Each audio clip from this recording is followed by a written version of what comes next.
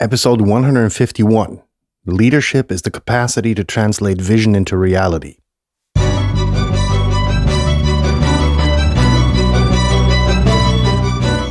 You're listening to the very best podcast in the world on health, wealth, and happiness. Please remember to leave a review and share with all your friends and family. And here is your host, Lars Hilser.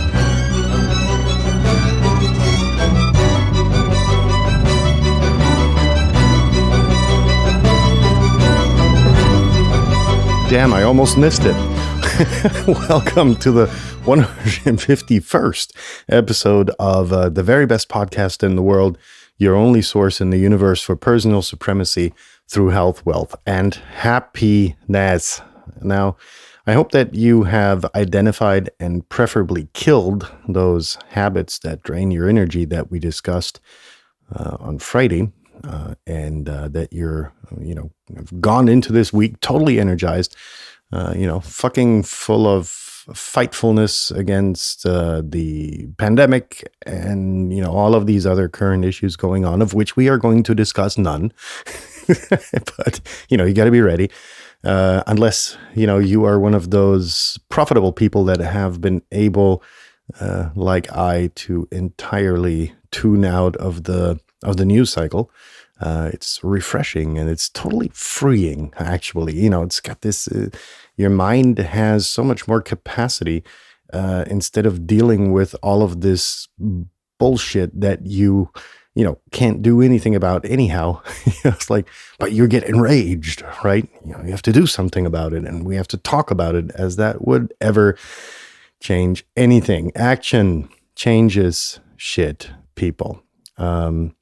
And no, I'm not, necessarily talking about going on the street and doing crap, but, getting shit done is actually the only viable option to really get anything done in life. And to get shit done in life, to build the bridge, we're going to talk about leadership today. And I'm talking about true leadership, hands-on leadership, not the BS that you learn from these motivational coaches who will give you seminars on how to be a true leader and how to lead your team. And but it's about you getting your hands dirty. I'm sorry to disappoint you.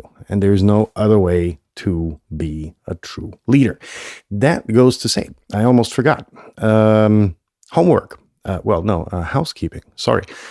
If you know someone in your sphere of influence that could benefit from this episode or any other that you've listened to, please remember to share this episode with them. Sharing is caring. And that's a fucking principle of the podcast, really, more than anything else. Because this podcast is really about excelling people. While in the beginning it was about, really, making a big fuckery of all of these self-proclaimed get-rich-quick gurus out there.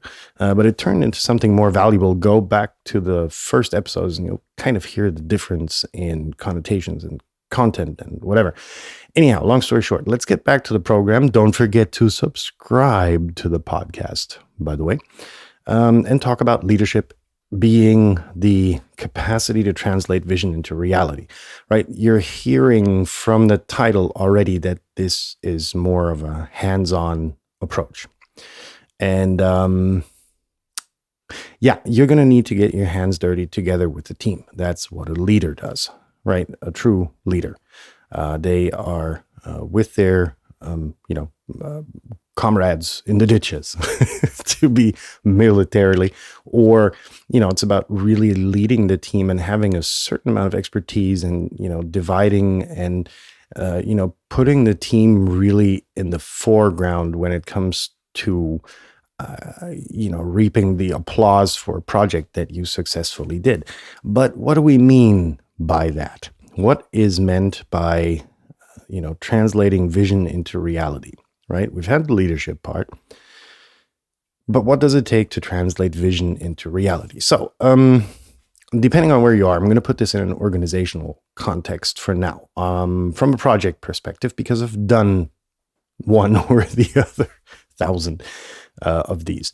So as a consultant, I was more often than not put into a situation where the client wanted change, right?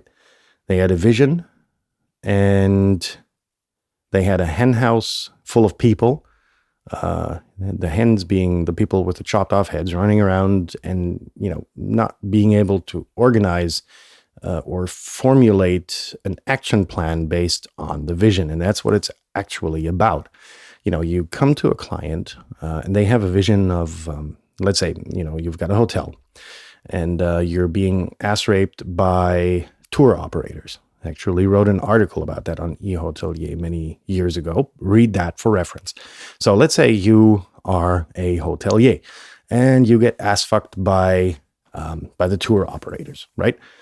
So you sell your room, just for figures, for $100 a night. A tour operator comes and says, okay, I'm going to take 5,000 nights, but I'm only going to pay you $30. Then a tour operator flies back to their country and sells the rooms for $70.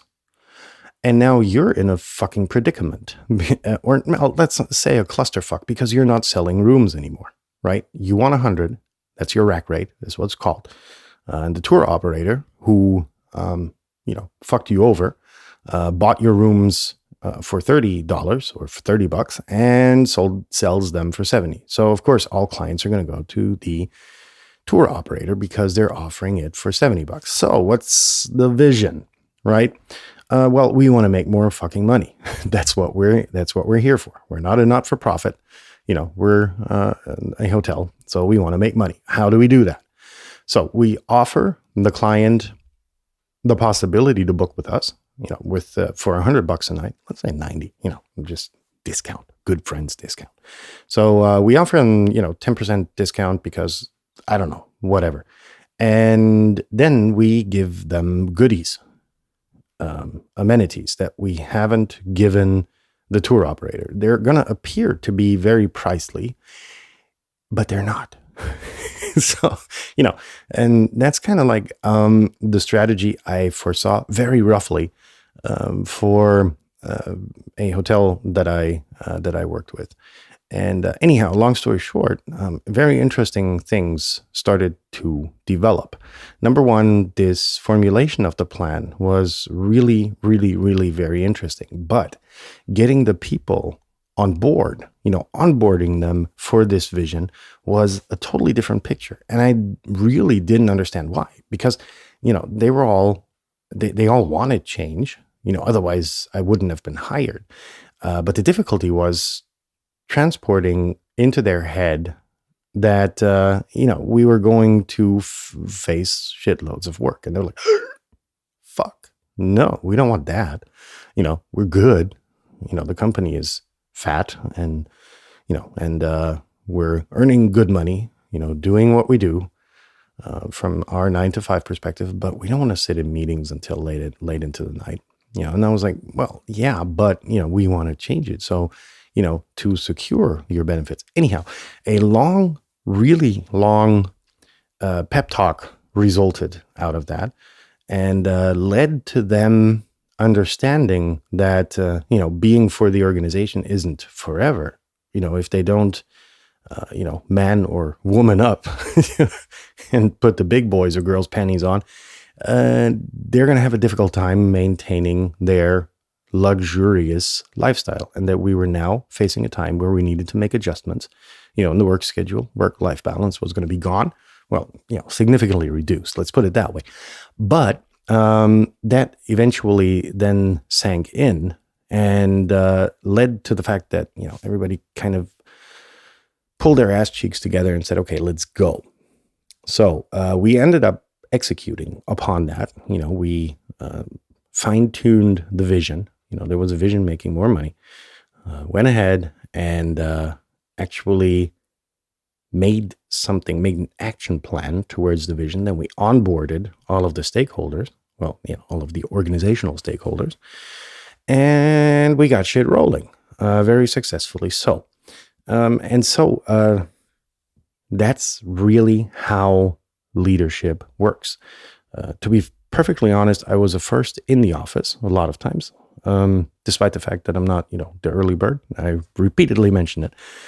And I was definitely the last motherfucker out of the office, to turn off the fucking light, which wasn't, seldomly before midnight or 1 o'clock in the morning. And that was really a motivational feat for a lot of people because they were getting emails from me, at 1 in the morning, 2 in the morning, and then again at 6 in the morning, 6:30 in the morning. And that was really motivation for them to see, number one, that I was there.